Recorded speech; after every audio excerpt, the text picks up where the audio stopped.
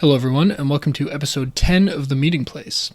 This week's guest is Nyab Punjani, who has just wrapped up her UTSC career after a long history of getting involved in research opportunities, campus jobs, and campus clubs. In fact, the day this episode goes live is the day she graduates, so congrats, Nyab.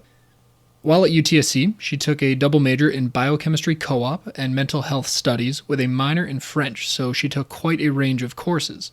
She also worked on campus as a work-study student for the first-year program and was involved in executive roles in 3 different clubs that were all affiliated with her academic programs. Since COVID-19 has started, she's been at home taking extra classes on LinkedIn Learning to expand her skill set. Here's my interview with Nayaab. So today's guest is Nayaab. Nayaab, how are you doing today? I'm good. How about you, Jonathan? I'm doing well also. So you were one of the first students to reach out to me and mention that you wanted to be on the podcast to share your experiences with other students. And given that we've worked together for a number of years, I know you have quite a number of experiences to share with others. So we will certainly get into that. But first, let's talk a little bit about the academic side of you at UTSC. So what's your program of study? Yeah, so I'm always somebody who's always trying to seek out new opportunities and different ways to approach a situation. So that's why I decided to get a very diverse undergraduate profile. And so I did a double major in biochemistry co-op and mental health studies with a French minor. I know that's like a very different. There's a lot going on there. Yeah, but I really enjoyed all those areas. So I wanted to be able to explore those in a lot of detail. So were those things that, did you know in high school right near the end that you definitely wanted to do all of those things? Or, did you pick up a French minor along the way, or was that always the plan? So my plan was biochemistry because I know I really loved biology and chemistry, so it was a good fusion of the two. Psychology, I never knew I wanted to go into that until taking a course in first year. And as for French, I used to do the French extended program in elementary and middle school. And so I wanted to be able to keep my French skills and build on that. So that's why I decided to add in the minor. Oh, that's good. I mean, French in elementary and high school is the one thing that everybody, well, not everybody, obviously, but a lot of people just try to drop as soon as they can. And then when they get to become my age, they really regret having dropped French. It would be a great skill set to have right now, but here we are. So good for you that you're still doing that. So how did you end up picking UTSC in order to take those programs? Yeah, so it's actually close to home. So that was one thing. And second, it's because it was one of the only campuses that offered co-op. So I know for sure that I wanted to try out a co-op opportunity in the sciences. And so that's why I decided to go with UTSC. Gotcha. So that's an interesting experience. How did a science co-op work for you? I mean, how many different co-ops have you had? So I actually decided to do all my co-op terms at one place. And so I wanted to try a research base because with my program being that it's biochemistry, I wanted to have a laboratory experience. And so I actually did my co-op at a lab downtown. In neuroscience and spinal cord injury. And so even though that's very different for me because I don't have a neuroscience background, I knew I was interested in the field. And so I got to partake in that research. And then the lab allowed me also to continue on part-time. So I've been on and off there for about 2.5 years now. Oh, that's great. It's always good to find a place where you can kind of stay consistent with through university if you can. I mean, I'm sure they're flexible about timing with classes and everything too. So that's got to be great for you. Yeah, so it's been like a good experience. And then on that project, because it was on the stem cell field, so definitely a big growing research field right now, and spinal cord injury. So it was definitely an area that I was really fascinated about. Oh, that's great. Now, with the academics being one major component of your undergrad, I can tell by looking at your co-curricular record that you have done a whole list of other things to add to that experience, or at least that's how I see it. But for you, what was the thing that got you into getting involved in extracurriculars on campus? I know you've had some things that were club related, some were work study jobs you've done. How did that all start? Yeah, so at the beginning of first year, I didn't get as involved in some co-curricular experiences because I wanted to see how university life would be. And so I just started to focus on academics for the first like 8 months of first year. And then I knew that I wanted to be involved on campus because I got involved in a lot of extracurriculars in high school, and I wanted to get back into those experiences again.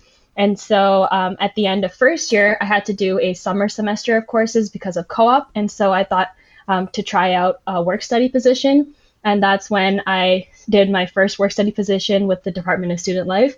And I knew I wanted to give back and be a mentor after my good experience in first year. And so I decided to be involved with the first year experience program. And so I started off as a summer lead mentor at the end of first year, so during the summer of first year, and then I continued on as a peer academic coach for the first half of my second year before going on co-op. Okay.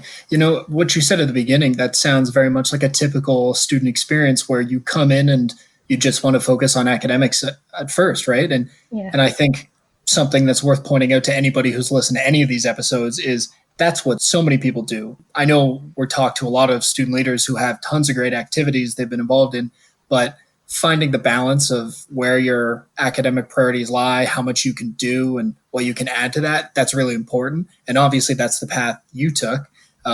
So the first year experience program, what was that like for you? I imagine you had a bunch of mentors or mentees in the summer that you spoke to, and there's probably a lot of students listening to this now who are incoming first years. So what was that like? What kind of questions were you getting from students? How did that work?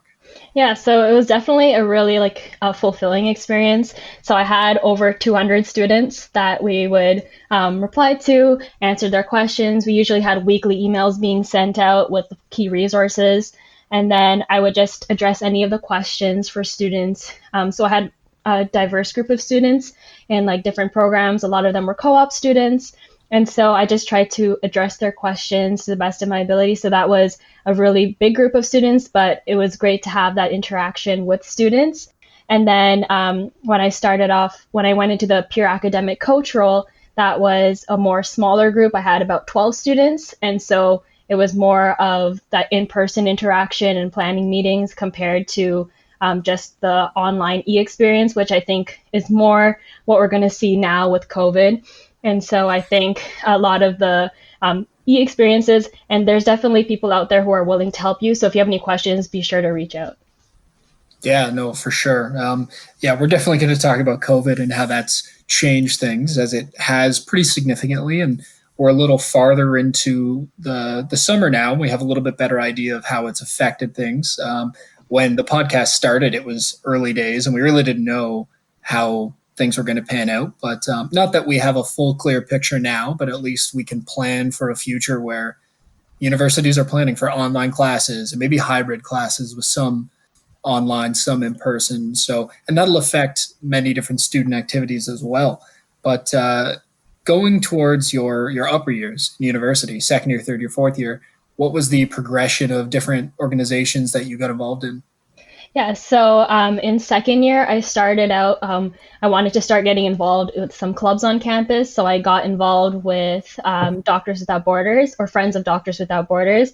And so I was involved as the external communications director. And so I got involved in that role, and I didn't want to take on too many responsibilities in second year because I knew I was going to go on my first co-op term. So my second half of my second year, so the winter semester and the summer semester is when I went on my 8-month co-op. So didn't get involved with too many extracurriculars in second year. And then in third year, I wanted to be more involved with extracurriculars. And I had my full year on campus, at least for the 8 months before going on co-op again for the summer. And so that's when I knew I wanted to be involved in clubs that represented each of my programs. And so I took on leadership roles in 3 different clubs that each represented my interests, both academically and personal interests. And so I started getting involved with Synapse, which is a neuroscience club on campus, which tries to bring together students who are interested in neuroscience and who want to learn about different like research that's going on. And so we would invite professors to come and do research seminars. And so I was involved as the finance director. It was my first time in a finance role, but I wanted to build on those skills. So I got involved in the finance director position for that club.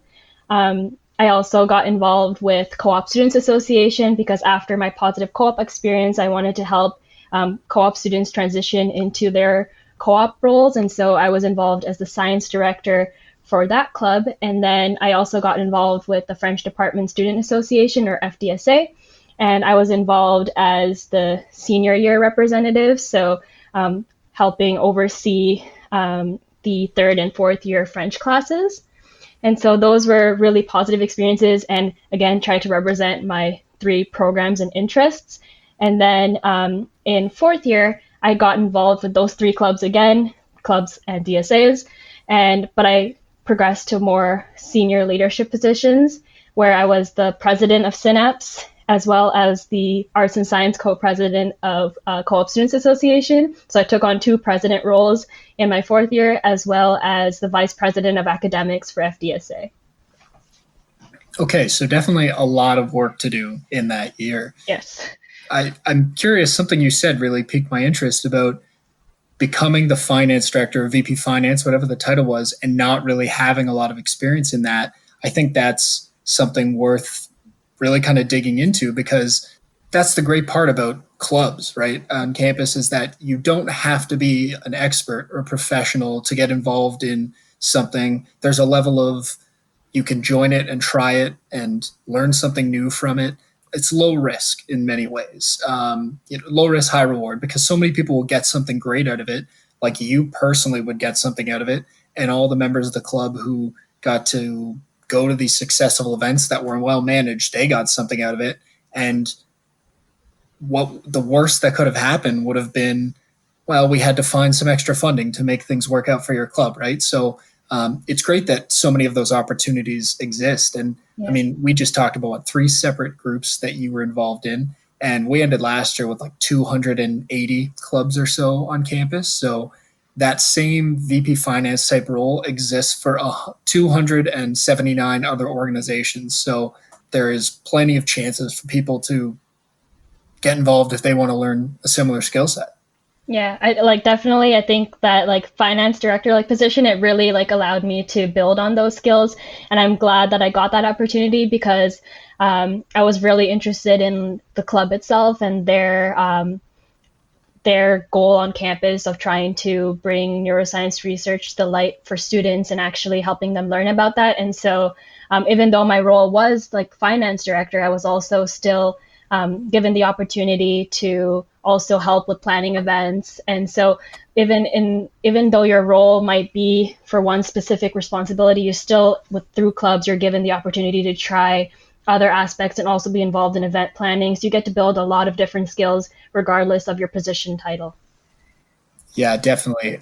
And I think almost every club is similar in that way, in that while you might have a very specific role in terms of your title and what your listed responsibilities are, there's always a chance to branch out and get experience doing other things in those organizations as well. I'm sure you got plenty of experience helping plan and run events while you were VP finance, right? Yeah. So even going from there, and then there's always room for improvement and advancement in clubs. I started off as finance director and went to the president role in the next year. So it's definitely, you are able to really build on yourself. And even though you have your specific responsibilities, you can build on those leadership experiences as you're moving on through your undergrad. For sure. Now, what were some of the major milestones for some of those clubs, some of the major events that you're really proud of? Because being president of multiple groups and being involved in another one, I'm sure there were many different events you did throughout the year. And that's why we would see each other so much, is because of the events your groups were running. Yeah. So for Synapse, we definitely had a lot of great seminars that we planned. We also had a mix and mingle with professors. And so I think having the chance to do those seminars, I planned, I believe, 2 or 3 seminars. So I think it was great to be able to plan those seminars and for lots of students to attend. I even invited a couple PhD students from the lab where I did my co-op. And so being able to maintain those relations and show students about the research I got involved with was definitely rewarding. And we also had our previous one of our previous co-presidents from previous years come and talk about her master's work. And so that was definitely really interesting. And sadly, some of the events got cut short because of COVID, but we tried our best to adapt. I guess some of those research seminars will be brought in next year. And then for Co-op Students Association, we had a few socials for a mentorship program that we hosted as well for incoming co-op students, first years and second years, along with upper year students. So that was definitely something that we're really proud of, to put that on an online platform like a Google Classroom, so that if any first years and second years had questions, they were able to address those questions to mentors and the executives, and then provide them with resources. We also had a few events planned for March because that is co-op month, but because those got canceled, we tried to have a couple events through webinars. And so we had a LinkedIn webinar where we hosted in collaboration with the AACC. So definitely we tried to adapt with like the changing COVID situation. Like, I have three different things I want to pull from that. One is what the last thing you just said there. It's great to see that clubs have been able to adapt and pivot and offer programming that's a little bit different. Isla, who was the last episode we just aired, her club did an online yoga session. And so the fact that people have been able to make these things happen online that's great. The second thing was, you mentioned that the Co-op Students Association, what a great way for first years and second years to get to know some upper year mentors on campus. Like, talk about a great resource that you can use, people who've been through the experience you're going to go through and who you can learn from. That's great. And then the first thing that I was going to say, I don't remember, but it was based off your experience. Oh, the research seminars. Can we talk a little bit about the topics of those research seminars? Because I think more than anything, that shows how much you can really bring an extra dimension to your academic experience by getting involved in a club. Because I think when some people hear the word club, they think of just like a fun group of people that get together and do fun things. But this is a fairly serious organization. You guys have PhD students and professors coming in. So what were the topics they were presenting on? Yeah, so definitely, like, that's why I wanted to get involved with the club when I was in third year, because even though I got involved with some neuroscience research, it's definitely interesting to see what else is going on and how U of T in general is being contributing to the neuroscience field. And so we had one researcher of Dr. McGowan, professor at UTSC. So he talked about his research in epigenetics and neuroscience. So definitely trying to learn about the fusion between different fields in science. We also had a couple PhD students from the lab where I did my co-op term. And so one of their projects was on immunology. And so the immunological relationship and treatments for spinal cord injury. So definitely another fusion of science. And we also had my supervisor come in. So the research that we were involved with is trying to engineer stem cells to basically treat the spinal cord. And because stem cells are able to form different cell types, they're able to kind of replace those cells that were lost during injury. And during spinal cord injury, sometimes we have a scar that forms and that inhibits future growth. And so what our lab was trying to do was basically they engineered these stem cells to release enzymes which break down the scar, but also replenish the cells that are lost. So that way you have a double function of breaking down the scar that you normally have there, and you're allowing future growth by providing new cells. So definitely it opens your eyes to the possibilities we have in science. And there was also a couple other seminars, but definitely a great experience for students to be able to build on their knowledge and also possibly make connections with students and professors. I was just going to say that. It sounds like you got a lot of exposure to a lot of different faculty, and I'm sure those type of connections, they can help long-term, because then there's people out there who are on your side, right? They're out there helping out, finding opportunities, and then recommending you for those opportunities. So I'm curious, with all these experiences you've had, I know you're getting towards the end of university. What do you think you're going to be trying to do? Yeah, so I'm actually graduating this year. So convocations in about a week. So it's definitely interesting. Online convocation, we'll see how that is. And then my goal right now is to do a Master of Science. So I've submitted my applications, still waiting to hear back. And so just that's the goal right now because after my experience with research in undergrad, I knew that's something that I wanted to contribute to as well and further learn in my graduate studies. And so the plan right now is to do a master's and then we'll see from there where it goes. That's great. Now, I imagine the degree you got is one of the biggest things that's going to help you get into one of those master's programs. But it sounds like a lot of the extracurriculars you did are quite helpful in terms of that as well. Like all the extra research you got to do or seminars you got to participate in. I mean, that's my take on it. But do you think all those things you did outside of the classroom are going to benefit you in either getting into a master's program or in your future career?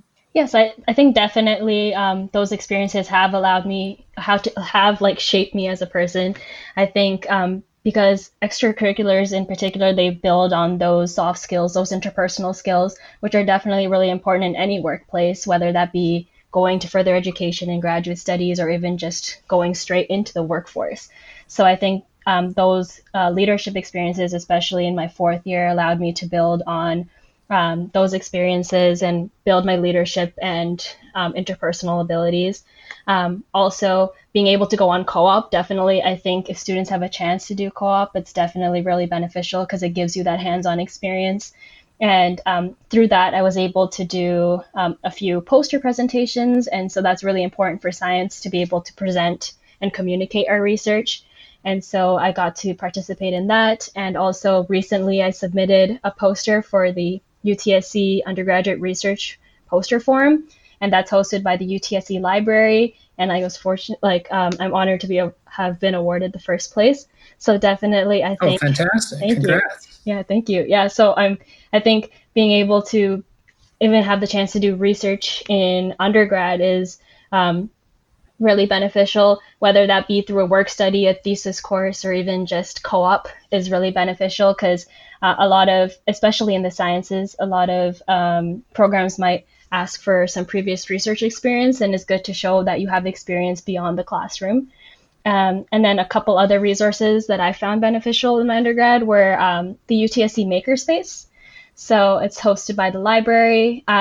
So you just have to do a quick 1 hour orientation, and then you have access to a lot of resources such as 3D printing and a couple other resources. So I definitely tried with the 3D printers because that's also a really cool resource. So I made a few models and that I've used for presentations as well. So I think it's a great way to build on your knowledge because you can conceptualize it in a different way.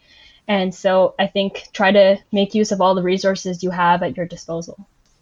Yeah, good for you for using the 3D printers for academic purposes. I used it to make a Bulbasaur Pokemon planter for a plant on my desk. So different things that you and I are looking forward to. But hey, the fact that we have that on campus is pretty awesome. And so it's possible a lot of students don't even know that exists. So that's a great resource to recommend.